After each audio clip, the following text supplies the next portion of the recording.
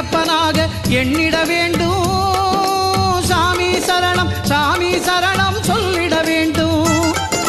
யாரை பார்க்கினும் ஐயப்பனாக எண்ணிட வேண்டும். சாமி சரணம் சொல்லிட வேண்டும். சாமி சாமி என்பது ஏன் என சொல்லுங்க சாமி. சாமி சாமி என்பது ஏன் என சொல்லுங்க சாமி. யாவும் சாமி எதிலும் சாமி அறிவோம் சாமி.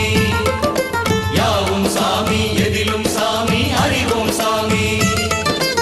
எங்கே பயணம் எதற்கு பயணம் சொல்லுங்க சாமி. சபரிமலைக்கு புனித பயணம் போறோம் சாமி. யாரை காண சொல்லுங்க சாமி. ஹரிஹர